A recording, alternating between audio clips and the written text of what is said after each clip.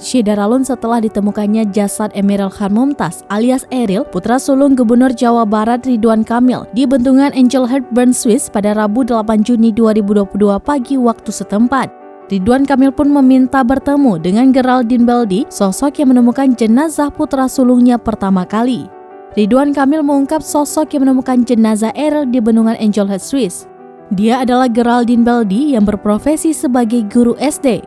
Mendapati kabar ini, Ridwan Kamil lantas meminta tim di Bern untuk segera mencari sosok Geraldine.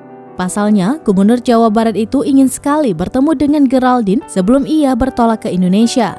Tidak menunggu waktu lama, akhirnya Ridwan Kamil bertemu dengan Geraldine Beldi pada pukul 11 waktu setempat di mana wanita tersebut sudah selesai mengajar. Sebagai bentuk rasa terima kasih kepada Geraldine Beldi, Ridwan Kamil pun berjanji jika suatu waktu Geraldine ingin pergi berlibur ke Indonesia, nantinya semua akan dibantu oleh sosok nomor 1 di Jawa Barat tersebut.